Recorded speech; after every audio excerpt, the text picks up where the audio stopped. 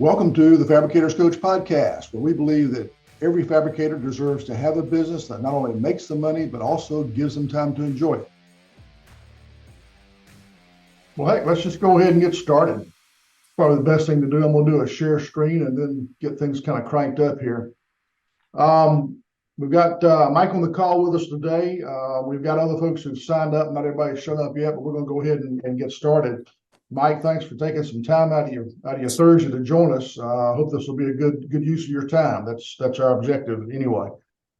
As the email said, what we're going to do this time is review the September article from Slippery Rock Gazette, and the title of the article is "Pass Your Competition with Key Sales Management Practices." Mike and I were chatting a little bit before the meeting about competitive advantage, and I really think that the things we're going to talk about today are part of a good, strong competitive advantage. So that's why this is out there. If you haven't read the article yet, if you're listening to the podcast and want to read the article, you can go to slipperyrockgazette.net and select their current issue tab and find it there. They've also got a really good archive for past articles for all their authors, which is good, really good resource. You can also hit fabricatorscoach.com, select the blog link, and that will also get you to all of the articles that we've put out there. So it's available there if you haven't read it yet and you're interested in looking at the contents yourself. There is a diagram in the article. If you're listening to this as a podcast, there's a diagram in the article that would come in helpful. We're going to refer to it toward the end here. Everybody's doing so well these days, and that's part of why we've got these articles up. Is we're talking about sales a lot this year and probably some next year. It is because some folks are struggling with that these days. I think everybody, well, if you're listening to the podcast, you may not know, but just a quick bio for me. I've got 40 years experience in manufacturing, business ownership, coaching, worked literally with hundreds of companies in this industry and others. First project in this industry was a little over 20 years ago. I've owned my own brick and mortar business. So like Mike, understand how lonely that can be as a business owner sometimes. And also, in addition, I ran a countertop shop for a few years. So those of you who are listening, I've been where most of you are. So I think hopefully that's a good thumbnail sketch there. What we do in these webinars is we like to, of course, discuss the most recent article. And this is really more of a discussion than a presentation. We're going to try to learn from Mike today as well. But usually when we've got multiple people on the call, we try to get a good discussion going, because I think that peer-to-peer learning is really important. It's good to have. We will, a lot of folks sometimes they ask, why do you put so much time into writing articles and doing free webinars and that sort of thing? One of the reasons is I really think business owners in this business deserve to have a business that not only makes them money, but also gives them time to enjoy it. And the key to doing that is working on your business instead of just working in it.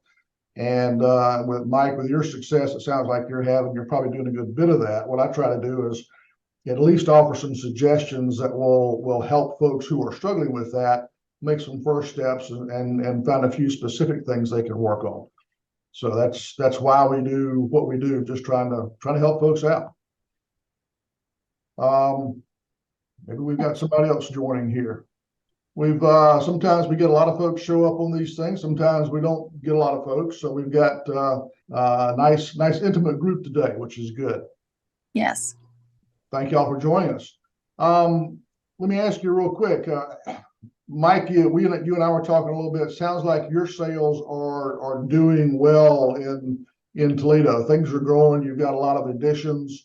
So you'd say business is still really good for you. Is that correct?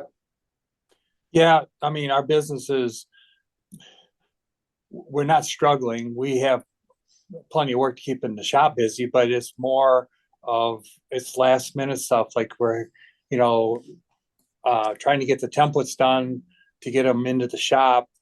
People are just struggling with help to get, cabinets set. They say, well, we'll be ready the 1st of August. And then it's like the 1st of September before they're actually ready. So got a lot of backlog. We're just trying to get through it, trying to keep everybody happy. So. Yeah, it's a bigger and bigger challenge these days. I'm finding a lot of shops have almost got to have some of their field folks run by and check sites sometimes, because some contractors, as we all know, do a better job of running their sites than others. But when you've got especially large, complex jobs and all of the challenges you're talking about with other subs and with schedules, sometimes you almost have to go lay eyes on a site yourself to make sure it's going to be ready, or know whether, okay, we're within a couple of weeks, or is it still a month out or what? So Yep. I'm seeing it happen with a lot of folks. Lisa, how's business for you in Mechanicsburg, PA? We've been really busy. I will say though, since COVID, it's just been crazy busy, which, no one knew what was going to happen. And, normally summer's slow, and we haven't seen a slow summer since COVID. But I say that to say this, September has been a little scary slow in my showroom. Now that's just for retail customers. Our builders are still doing really well. But it has been a little slower. Usually September, when kids are back to school, Labor Day's over, it's usually a killer month. And I set very high expectations for this month, and I may miss them, unfortunately. Yeah, I've talked to a lot of folks that still have the pre-COVID mindset that when the economy slows down, remodels pick up because new construction slows down. And I don't know about you folks, but people that I knew that would normally do remodels, they did all of them during lockdown. They were stuck in their houses thinking about all the different things that they wanted done to their house, so they started doing those remodels. And I think that's probably eaten into some of that market that kind of gives us a little bit of buffer when the economy softens a little bit. So I think it's an interesting dynamic to see what's going on. Right.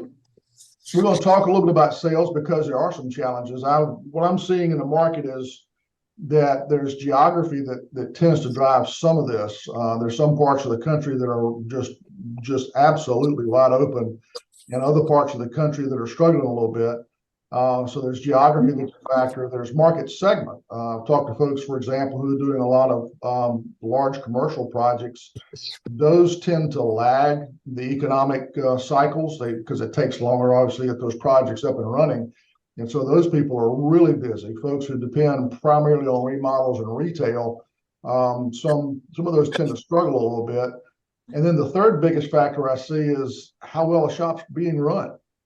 And I use that as an example. I'm talking with Mike. I haven't talked to many folks in Ohio, or at least the northern part of Ohio. Most of the folks I talk about in the upper Midwest and New England are seeing a slowdown. But I've talked with some folks who are in, say, Central Texas, which is still super, super hot right now for a lot of reasons. And I have talked to shops that are struggling in that area. And with such a strong market, why would a shop be struggling? I think the factor is how well your business is being run. If you do the things that you need to do as a good business owner, and you're going to be competitive. And part of why we're talking about some of these key sales management practices is to build a further competitive edge. So really seeing a mixed bag around the country as far as what's happening with shops these days. So I want to throw a few characteristics up here on screen. These are things I have run into with salespeople, with clients I've talked with over the last several months. I'm curious if any of this applies to some of your folks. Do you have salespeople who don't get their customer signatures on the orders like they're supposed to? I'll answer that one. Yes, we do, and every time it comes back to bite you. I mean, there's no reason for them not to, other than just being lazy and not getting it done. Yep, certainly. Right. We typically do get signatures on the retail orders, not on our wholesale orders. Okay. All right. Really more a question of, are they doing what you expect them to do in terms of, you're supposed to get a signature, did you or not? That sort of thing. So everybody may have different policies on that, but it's interesting when you've got those policies and you've got those expectations that just don't get met a lot of times. Do you have any salespeople that will go in and try to change the schedule? They've got their own customers. They want to give them some preferential treatment, and they're constantly out there trying to push the schedule in their favor. You guys run into that? We don't allow that. Well, that's great. I hear Mike chuckling. Do you guys you guys have that problem? Never happens. Yeah. I mean, they would like to, but our scheduler is completely in charge of that. So they can't manipulate the schedule. They may call and say, hey, would you please, can you move this customer up? But they don't have any say over the schedule. That's really good to hear. I've had Lisa? clients. Go ahead. Lisa, how big a shop are you? I mean, like how many people? The whole total company, about 40. Yeah, so you're about the same size we are with sales and everything else. I've stole a couple lines from, famous people. One of them was Jeff Bezos that said, it's all about the customer. And it is, and I don't want to take it away from you, Ed, to say this, but whether it's our competition's customer or our customer, it's about making the customer happy. And if the competition's customer is not happy, then we do. So we say it's all about the customer, but then there's also another one, and I don't remember who said this, but how do we get the yes? When a customer calls in and wants to move it up, we don't automatically say no. We kind of internally say, how do we get the yes? What do we need to do to satisfy this customer? Can we do it? Now, not every time we can do it, but we at least take the time to talk about it, say, do we have room to manipulate this so we can move that customer? But then again, if it's the same customer calling all the time, then obviously no. But, how do we get the yes is a big thing. So. Right. And I think too, with that, we do the same thing. But I think with that, most of the time, if I say to a customer, or if my sales rep say to a customer, you know what, we are going to try to prioritize your job. I can't guarantee you anything, but we're going to do our best to make you number one priority. Whether you ever get to a yes or not, they feel special and they're usually okay. Right. Customer service. Yeah, I think those are both great perspectives. I can tell you, working with a lot of shops, the ones who for whatever reason have a lot of schedule changes. In other words, they set dates and then those dates are moving a lot. Those shops typically are struggling to satisfy their customers, and they're struggling to, in a lot of cases, that really hurts their profitability. And so the phrase I use, probably not as famous as the ones that you picked, Mike, but if your customer is always right, that means the customer is running your business. And if your customer is running your business, they don't care if you make money or not. They just want what they want. And so striking the balance, I think, is the biggest challenge. I like Lisa's approach in that we're going to do what we can and do our best to make them feel like they're special. We may not always give in to every request. So striking the balance, I think, is the biggest challenge. Agree. But I do, again, working with some shops, reason I put this particular comment up here about salespeople pushing to change the schedule for their clients. I do have some salespeople with some clients that they think they're the only salesperson, and it causes so much chaos that really is costing the company a lot of money. You have folks in sales who'll put a quote out there and then won't follow up on it, and maybe they're missing sales. Oh my goodness. Can we talk about this one for an hour?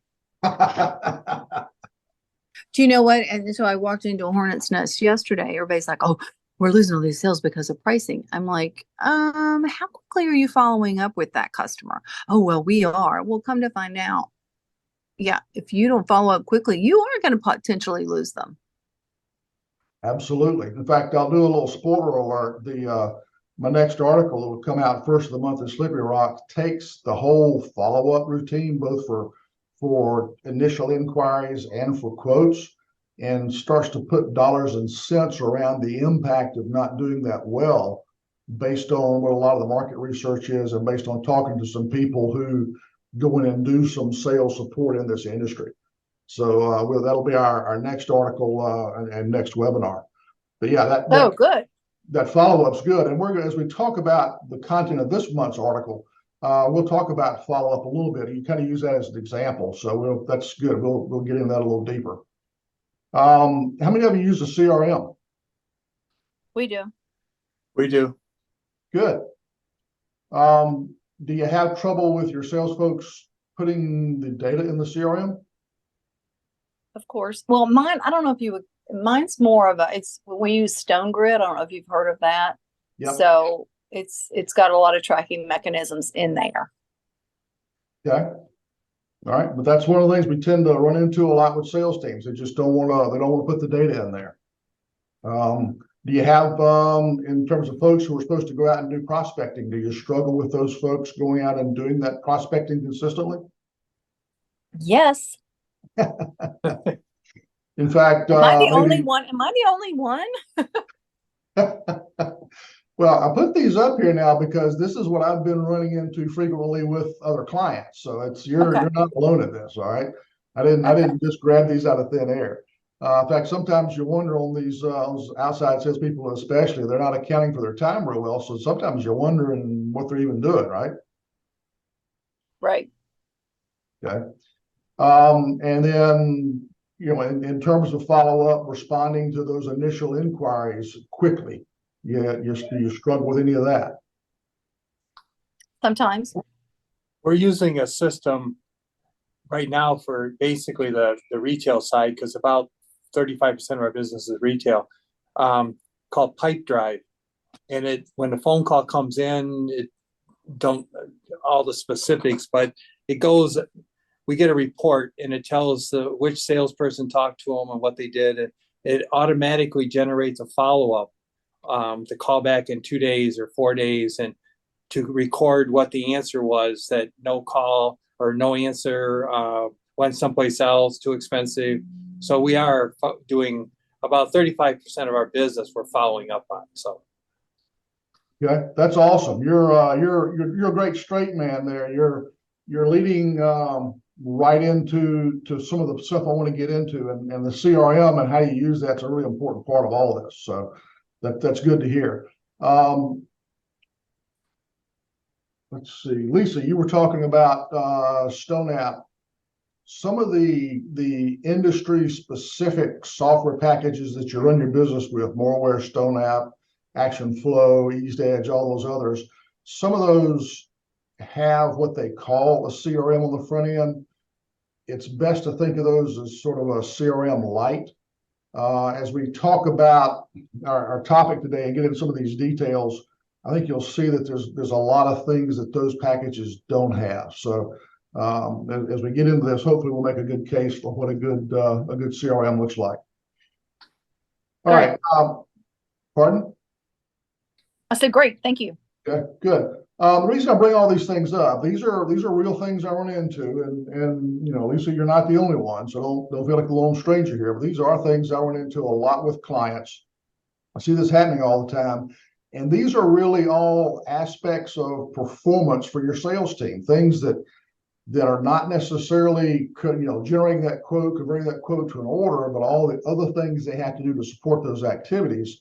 And the real challenge is, and the reason I put the article out there is that when the economy gets uncertain, it gets slow for some people, then how well you manage your sales process and your salespeople has a big impact on what the health of the business can be. And then the question becomes, all right, so how do we get our salespeople to perform the way we want them to? And these are just good indicators of things that if we're struggling with these items on screen here, the things we just listed, then that creates the case for, okay, we got to figure out how to manage these folks better and how to get the type of performance that we need out of them. And the topic we wanted to focus on for this article this month was the topic of setting expectations. And to talk about this, I'm going to use the example of quote follow-up so we can talk about some specifics, so we're not just talking about vague ideas, just get really specific about things that may help you out. But other thing too, as you think about as we walk through this, kind of our pro tip is the things we'll talk about work well for any function in the business, not just sales. We're going to focus on sales again for the reasons I mentioned earlier, but this applies in lots of places in the business. So keep that in mind as we go through this. The first part of setting expectations is defining what you expect. If you've got a quote, if you want your salespeople to follow up on quotes, what does that mean? Anybody have any definition for how they want folks to follow up on quotes they've sent out? I would prefer a phone call. I know for whatever reason, the world we live in today, people are afraid to pick up the phone and talk to people in person. But I prefer a phone call. And then secondly, if that doesn't work, then I prefer a text over over an email, because emails, as far as contractors go, they don't see their emails, but they definitely see their texts. So that's just my opinion. Okay. Well, the rest of you think, anybody got that kind of defined and lined out?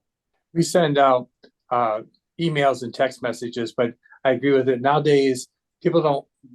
I mean, if most everybody has a cell phone on them or a Apple Watch, so when that thing beeps, they hit, and they read the text. Oh, yeah, I'm supposed to, have my sync on the job site tomorrow or whatever. Where sometimes you don't read emails till you get back to the office at 8 o'clock at night. So I think text messaging. But what we do with the follow-up is we have a phone call, and we have a sort of a script. We don't follow a script, but we have a few bullet points for them to ask. Most customers say, "Oh, we haven't quite decided yet." Okay, well, when, we don't want to be a pain in the butt. When do you want us to call you back? Or we'll be here when you're ready, that kind of stuff. So.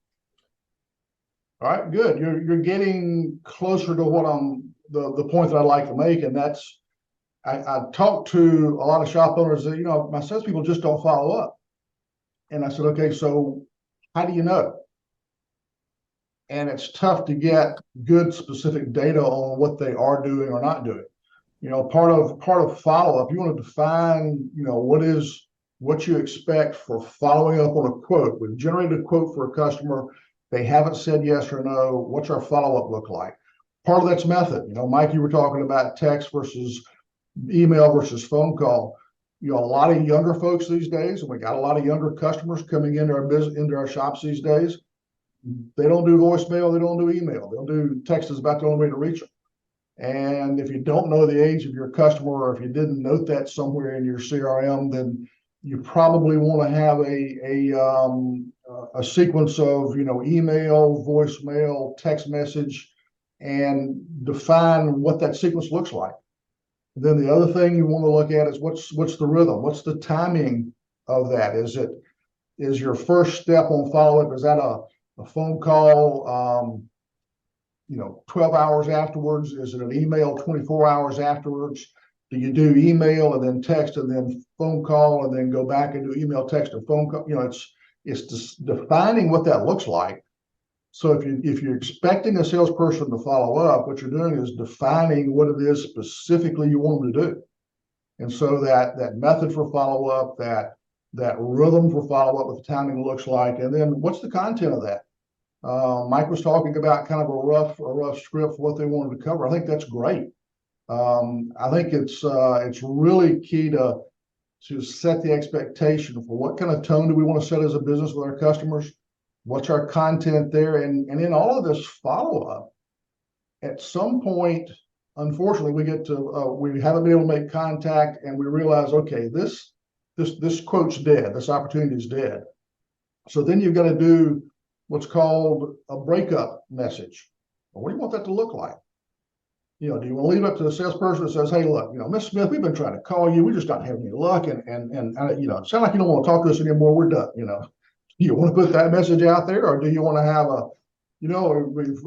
we haven't been successful in getting in touch with you. You may have decided to go in a different direction. We certainly understand. Please remember that ABC Countertops is here for anything you need help with in the future. What's that tone? What's that content? How do you want this to go? What do you want to say? That's all part of when you're trying to set expectations for performance. Defining some of those details so that specifically what it is you do expect. Do any of you go to that level of detail in defining how you do your quote follow-up?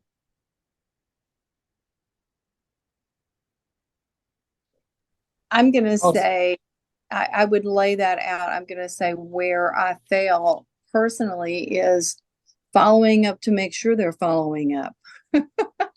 Okay. And you guys are ahead of me here. I think I'm gonna let y'all teach. That's one of my points coming up here in just a few minutes is how do you do that? That's a great point.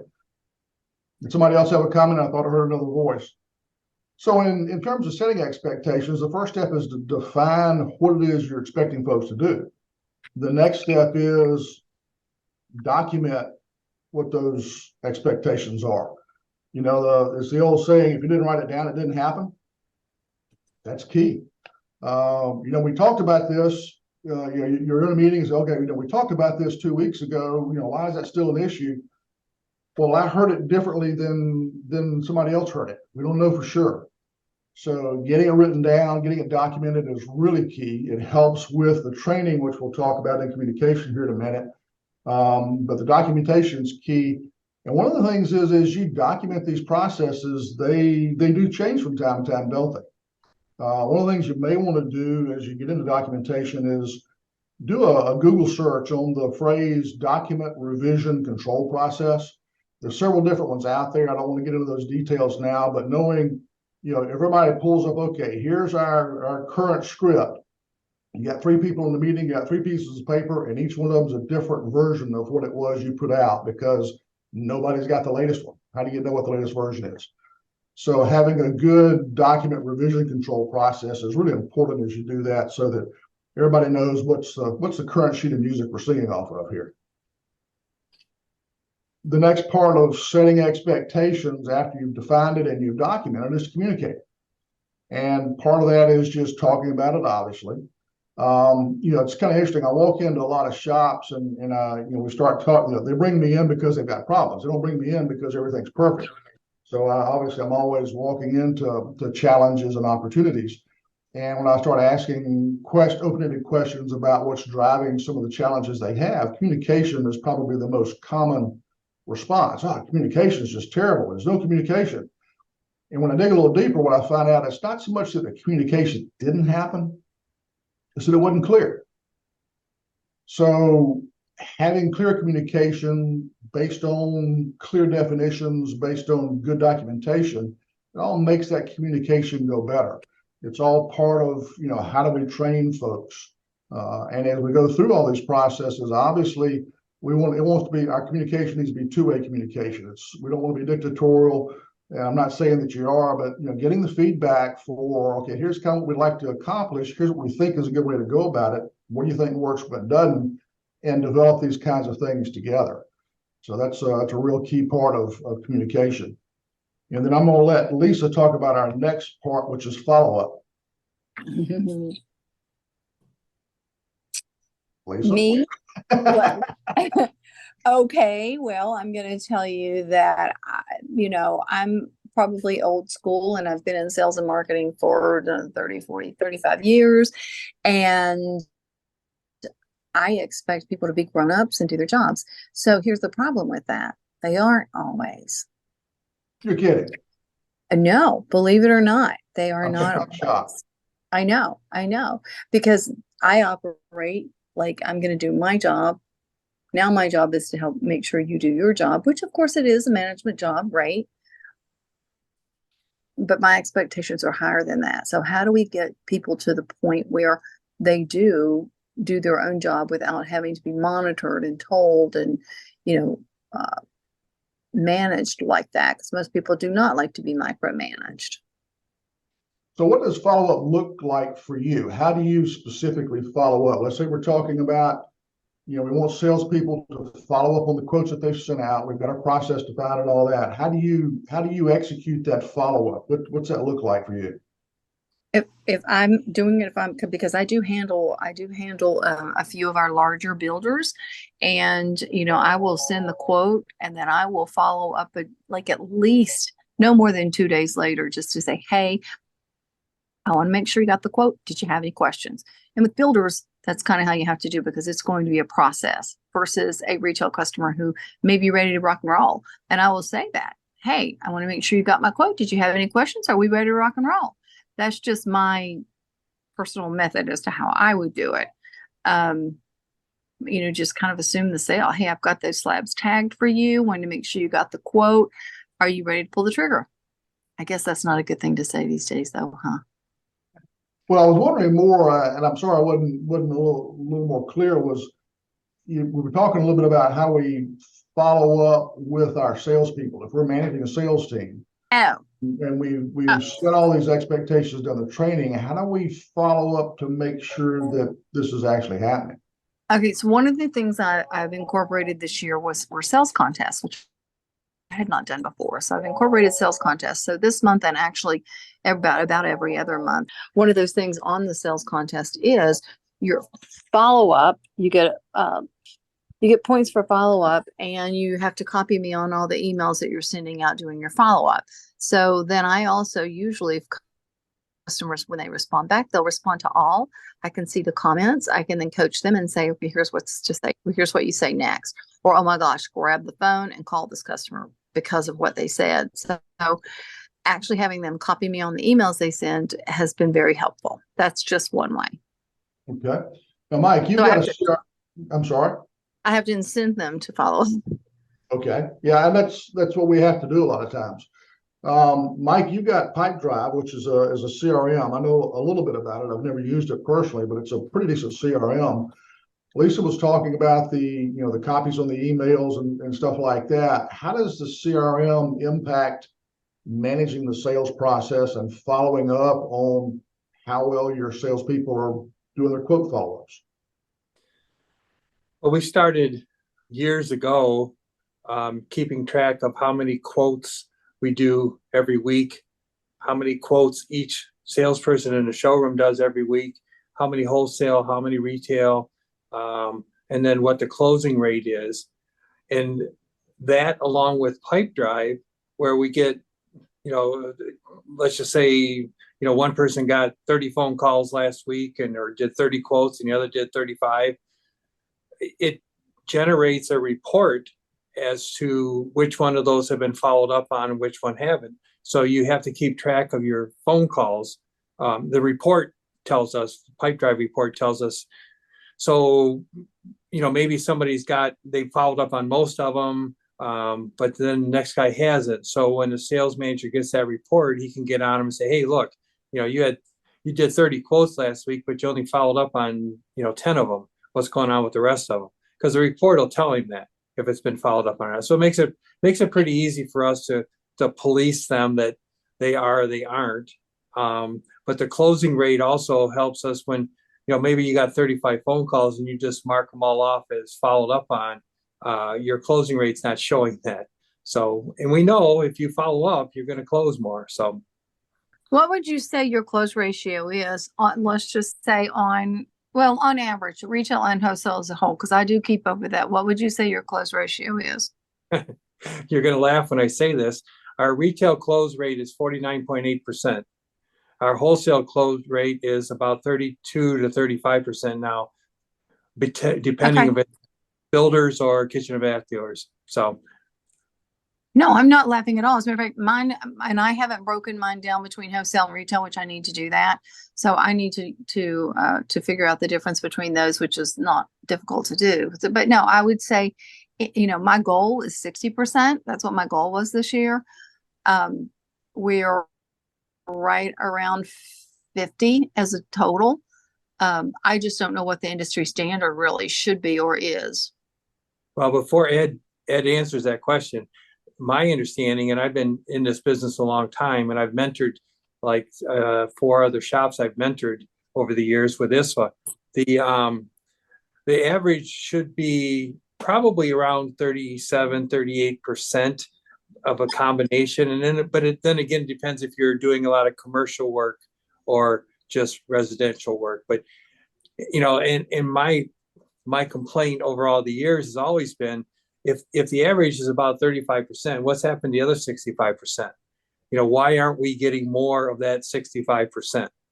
And a lot of it's, we quote the same job to a couple different kitchen and baths, or, the kitchen and bath dealer didn't get the job and it went someplace else. So there's reasons, but still, that's a huge number. That 60% of the stuff we quote, we don't get. So. Well, that makes me feel pretty good then. If we're around that, 49 to 50% rate, I'm feeling pretty good about that. Yeah, that's if you've got everything combined, that's a pretty high rate. But then again, and I don't mean to teach your class here, Ed, but then again, you have to look at your profitability. If you're closing 60% of your sales, are you leaving money on the table? Could you close 50% and make a little bit more? But that then you have to watch your competition. Are you, you understand what I'm saying? That if you're I closing do. 60, if you're closing 60%, there's probably a little bit more margin that you could get out of that. So Yeah, and I think that's dead on, Mike. Back to what's the industry standard? What I see talk with the shops I talk to, it runs between 30 and 50%, again, depending on retail versus wholesale, that sort of thing. A lot of it's hard is how do you count it? Kitchen and bath dealers are notorious. Here's our kitchen, quote this in all levels of granite and all levels of quartz, and so now you generated a dozen quotes, and they'll buy one. They're not going to buy all 12 quotes. And so how do you count that quote? Well, that would only be one quote in my system. It would be one quote. Understood. Some shops it's 12 quotes or 10 quotes. Oh, wow. Almost they've got, and so when you start tracking your metrics, that's part of it. But I agree with Mike that if you're starting to get where you're winning 60, 70% of your jobs, I think it's a really good sign that you're probably leaving money on the table, or possibly you have figured out a real strong competitive advantage. What we're talking about today is how to use your sales management practices to develop a competitive advantage, and setting expectations and the things we're talking about here, items I've got up here on the screen is just part of that. I'm using quote follow-up as our specific example so we can talk about method, rhythm, sequence, content, and that sort of thing. So we've got something to kind of sink our teeth into as a frame of reference rather than being vague and generic. And one of the reasons I'm using quote follow-up as our example is because how well you follow up on leads, how well you follow up on quotes, the timing of that, the consistency of that, those things can create a huge competitive advantage. And I can envision where you've got good profitable pricing like Mike's talking about, and you've got a really professional, solid sales team and a good CRM to track data, and you could be closing 50, 60% of your jobs and really not leaving any money on the table to speak of, just because you're doing better than the other folks. It's rare to come across in this industry, at least in my experience, to come across good professionally trained sales teams. It's just something that's just not out there. I've been trying to work with several people to put together a mechanism to deliver that, just because I see it as a need in the industry, and it's just hard to get that pulled together. I've got one company I went down and did an assessment for. It's about a $20 million shop, and they don't have a showroom. All of their sales are in-home sales, and no salesperson gets turned loose until they've been through the training program. Training program takes 4 to 6 weeks full time. And that's just something you don't see in this industry very often. Reason follow-up is so critical in setting expectations is, as much as, like Lisa says, we'd love for people to do what they want to do because they want to do a good job.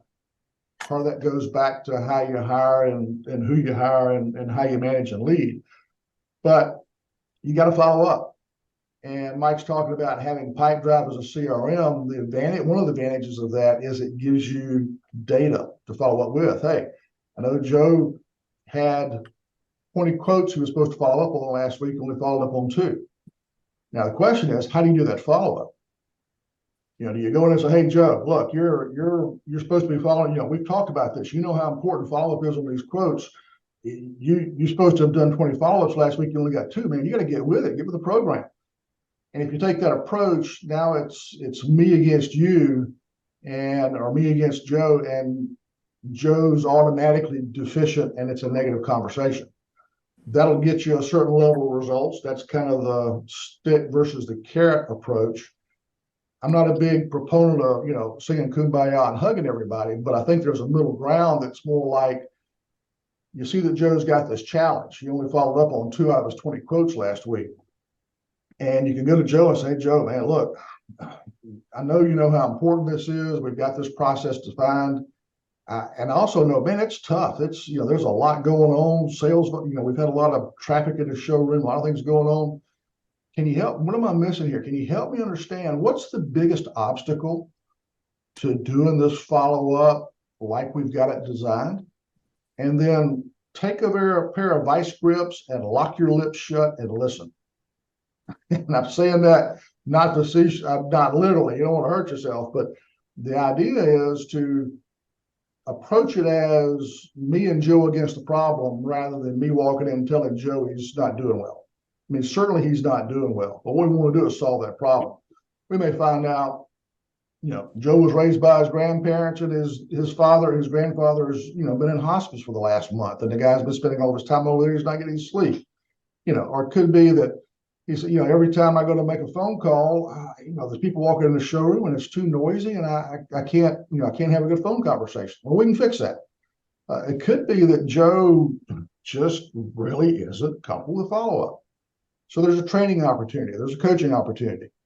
If you'll ask the question the way I mentioned it, what's the biggest obstacle to doing what we talked about? You're going to learn something, and it'll help define the problem that you need to solve. And so the follow-up is really important, because what I see a lot is I've got some friends who in this industry who help shops. They go in and help build sales processes and help generate leads and that sort of thing. And they tell me that their clients are constantly asking for more leads. But when they watch the data on the follow-up, they're not following up on the leads they get. And so as managers and as owners, we got to follow up with our people. I cut my teeth in textiles early in my career, and the phrase was, you inspect what you expect. If you expect people to follow up on quotes, you got to get data, you got to go do the follow-up, and you got to do it consistently. Those are really big keys. And data is the key. CRMs are really the best way to get that. We talked about, phone calls and emails and texts. What a CRM can do for you is once you define that rhythm and that sequence of follow-up, it can send those emails for you automatically. It can send those texts automatically on the schedule you define. It can track the responses or lack of them, and it can send a reminder to the salesperson, hey, you need to call Ms. Smith. It's been 4 days since this quote. It's time for you to do this first follow-up call. We've already sent 3 emails. Now it's your turn to call. There's a lot of capability out there with CRMs, and they can integrate with automated phone systems for automated phone calls. They can record phone calls, lots of capability depending on what you need. But having a good CRM is a big part, I think, of building a good professional sales team. Anybody else here using a CRM other than Mike?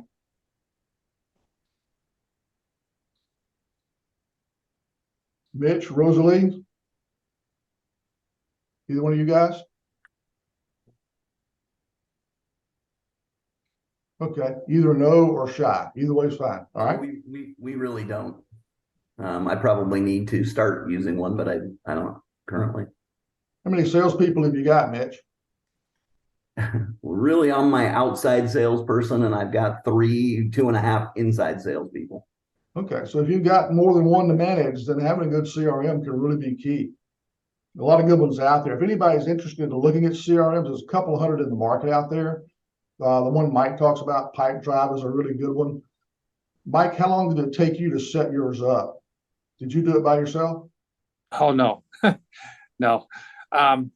We actually work with a guy here that he started out managing our social media as far as search engines and keywords and all that kind of stuff.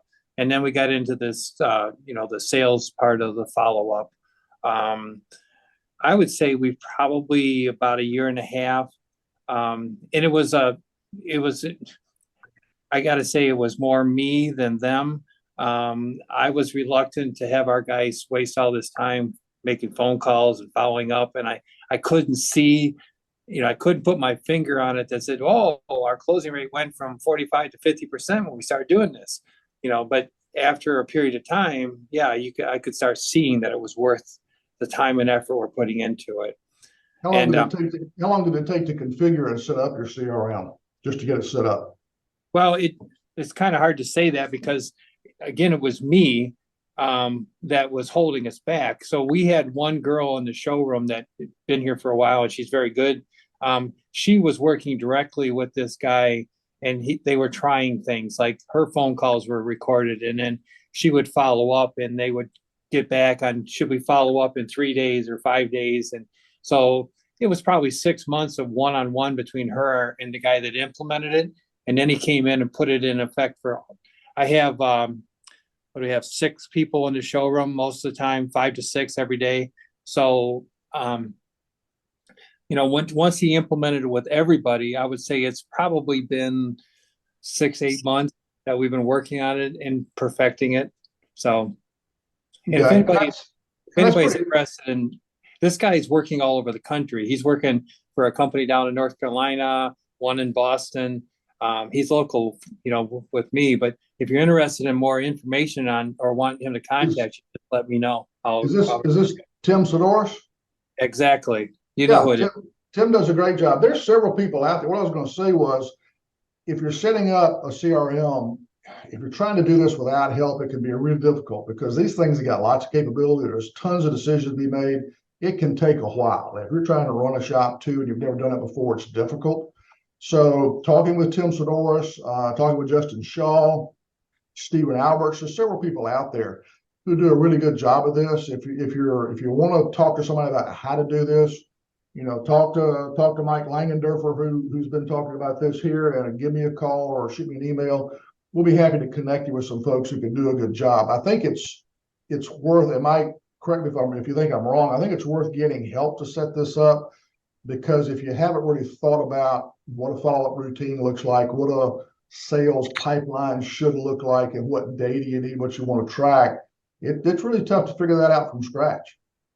And Tim can show you the statistics from, the shops that we've set this up in, not we, but he has, that what it's done for us. And, we're not afraid to discuss it, but I would suggest it'd be worth your time just to reach out to one of these guys like Tim, just get him in a conversation, because just what he's going to tell you in the initial conversation is going to help you.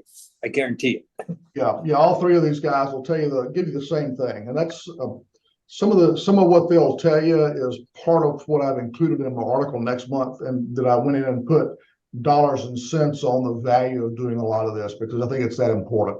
So good information. Thanks for the input there, Mike. If you've read the article, you've seen this really crazy wild looking roller coaster diagram, and you may wonder, why would you put a roller coaster diagram in a sales article? My wife, I'm gonna give her full credit for this, because he does a great job. She did a great job with this, and this was her idea all the way around. I think it gets the point across well. And the diagram talks about, you can start off with the showroom's got a lot of traffic, you got a lot of calls coming in, things are feeling good, they're sounding good, but if you don't do the timely follow-up, you end up on the downhill side of that roller coaster down toward the bottom, and the sales just aren't there. And that's part of that impact that Mike's talking about. If you don't do this, it really has a big impact on profitability. But if you move through the roller coaster here and start going through the steps we talked about with setting expectations, training, having the accountability, doing the follow-up, tracking all this, then it starts to drive your sales up. It gives you the data to manage your business, and gives you the data to help you understand where your business is headed. And it doesn't just make this month look good, it makes next month look good. Get you off to a great start. And that's the competitive advantage that I really wanted to try to get that point across, is how do you build that competitive advantage without working with pricing, without buying the equipment. This is just how you manage this one part of your sales process. So that's one of the keys there. I've called on, well, that was Molly that popped in. Okay, so Molly and Rosalie have been hitting the chat here pretty well. Looks like Molly is saying she's asking about users more aware, systemized. Now, those are shop operation programs, are not really CRMs. I think Lisa said she was using StoneApp. StoneApp and ActionFlow and some of the others have a little bit of CRM built in on the front end. They won't have the capability of what Mike's talking about: Pipedrive, Salesforce, ActionFlow, any of those others that are out there. They won't have that kind of capability. Moreware just won't have it. StoneApp doesn't really have it. You need something that's a dedicated CRM to get the kind of results that we're talking about here. It's hard to build that into a software package that you use to schedule and run your business too. It's tough to pull all that together. So we're about to the top of our hour, and what I normally do is I'll run these webinars for an hour, and then I'll keep the call open for another 20, 30 minutes afterwards in case anybody's got any questions. One of the things I think is important, especially as a business owner, this is true for you, those of you who are managers as well, is that your business or your department, they're running exactly the way that you've designed them to run. And that's just, it's the nature of the beast. It's just a factual statement. They're not going to run any better than you've designed them, and they're not going to run any worse than you've designed them. But if you're not happy with how it's running, I do offer a free customized assessment. Go to the website, fabricatorscoach.com, press the button for a free assessment, schedule your call, we'll talk, and I'll offer some suggestions to try to solve whatever your specific challenges are. The next article, as I've kind of alluded to a couple of times, is for next month is the power of sales follow-up.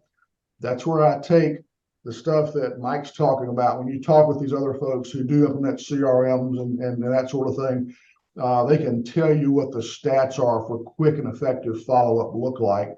I've gotten some of that data plus some just general industry sales data, and I put dollars and cents on the value of doing that. And so if you don't want to wait a month for the next webinar, in a couple of weeks, 1st of October, Slippery Rock will put their next issue out, and that article will be in there if you want to go ahead and get ahead of the curve and read that. So I want to thank all of you for spending your Thursday. Hopefully that's been helpful for you.